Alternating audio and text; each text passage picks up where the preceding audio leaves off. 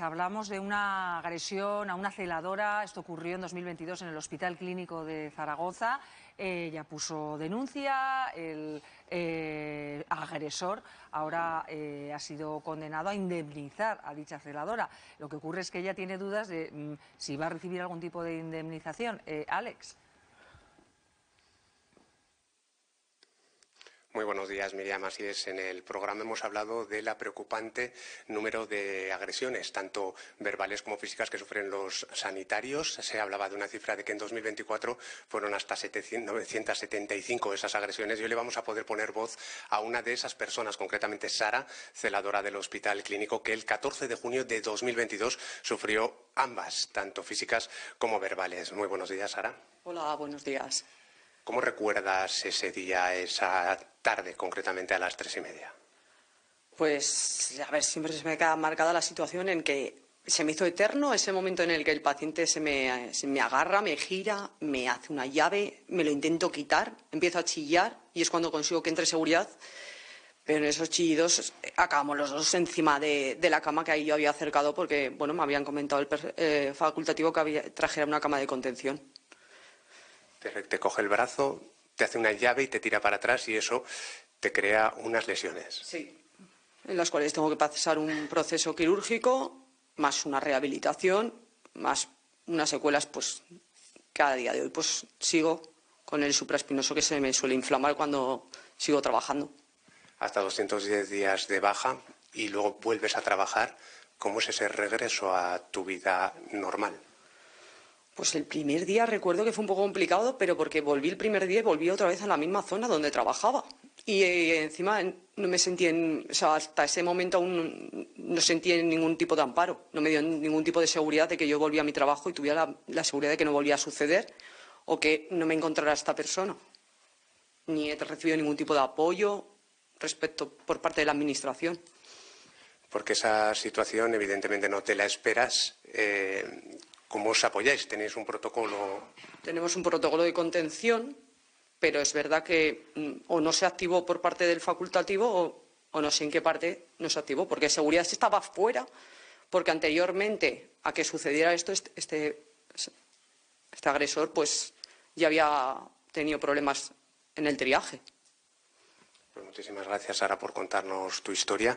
Nos encontramos, Miriam, también con los abogados que han llevado ese caso porque hay que reseñar que ya se ha celebrado el juicio y concretamente el pasado 20 de febrero se conoció esa sentencia a ese agresor, ahora condenado. Se le imputaban los delitos de lesiones y también de atentado contra autoridad sanitaria y sí que es cierto que ha sido condenado, pero con una salvedad.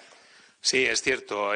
Lo peculiar de este caso es que, bueno, se acreditó que la agresión había sido cometida bajo los efectos de diversas sustancias y, bueno, como peculiaridad que no suele ser muy común, se le aplicó la eximente completa. ¿Qué significa esto? Bueno, pues que si bien ha habido una condena y se le considera responsable civilmente de los daños y perjuicios que se le habían ocasionado a Sara, se le absuelve porque se entiende que no es responsable. ¿Eso qué significa? Bueno, pues que en el momento de comisión de los hechos, en ese juicio final que hacen los magistrados, dada las circunstancias y un examen pericial médico-forense, pues se considera que no es penalmente responsable. Eso no implica, lo que estoy diciendo y recalcando, que desde la asesoría, que ahora le daré pie a mi compañera Elena, que es la que está llevando el tema de cómo vamos a poder resarcir a Sara porque ha sido declarado insolvente, pues cómo podemos obtener esa cuantía indemnizatoria.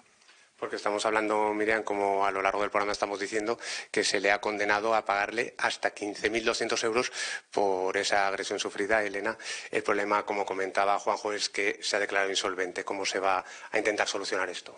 Sí, claro, aquí desde CSIC vemos la necesidad de intentar y de velar por los intereses de Sara y, por lo tanto, entendemos que, al haberse decretado la insolvencia del condenado, sí que vemos que existen mecanismos posibles para proceder con una reclamación patrimonial. Pues muchísimas gracias a los dos, sobre todo a ti, Sara, que esperemos que esto lo vivas con más tranquilidad de cómo sucedieron los hechos. Miriam, ya ves, le hemos puesto voz a una de esas múltiples agresiones que están sucediendo los sanitarios. Gracias, Alex. Agradecemos también el testimonio de Sara, porque no es fácil también contar lo que te ha ocurrido. Normalmente eso te deja huella. Y aquí hay dos preguntas, Sara. Bueno, lo estaban intentando explicar los abogados. Nos llama la atención esa eximente total al haber consumido sustancias. O sea, que no sea un atenuante, sino que vaya más allá. Y por otro lado, bueno, pues qué va a pasar si uno no se declara insolvente en esta situación. Pero bueno, antes de todo eso, la importancia de la denuncia para que haya unas consecuencias, que es lo que nos están repitiendo por parte de los sanitarios, porque lamentablemente se están produciendo cada vez más agresiones, tanto verbales como físicas, y eso que el hecho de haberlos declarado autoridad, ya no sé si es disuasorio, pero sí puede aumentar la pena para aquellos que cometen estos delitos. Sí, Miriam, pues las tres cuestiones que me planteas. En primer lugar, como ha dicho mi compañero, no es común que se aplique una eximente completa, pero tampoco conocemos las circunstancias ni la situación en la que se encuentra el condenado.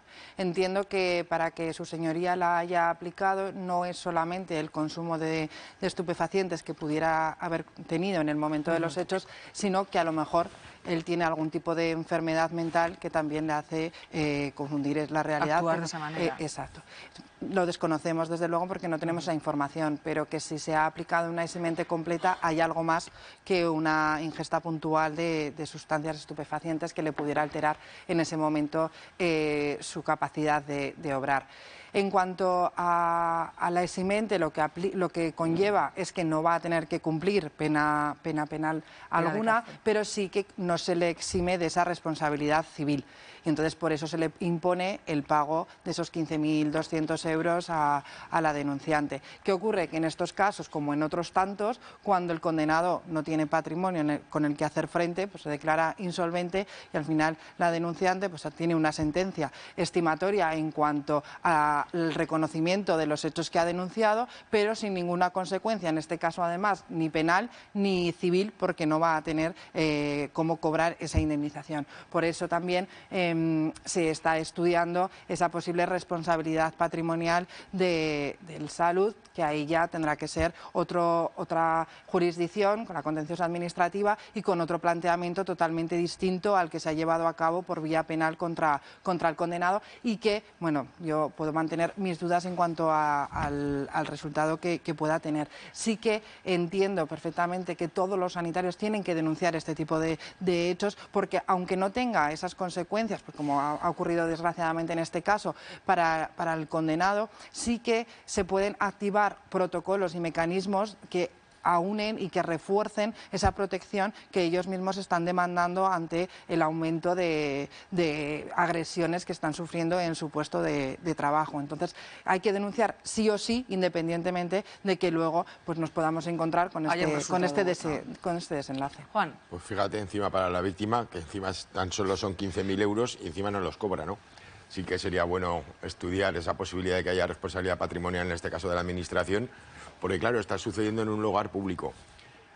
Hoy es día 13, el día 12 de marzo existe ya el día hoy día para todo, pues el día 12 de marzo es el día contra las agresiones a médicos. Y ayer el Colegio de Médicos dio a conocer las agresiones a médicos en 2024. Una cada 10 horas, solo a médicos, porque claro, si nos vamos a colectivos sanitarios, por ejemplo en el País Vasco, estamos hablando de 1.400 agresiones, 1.400.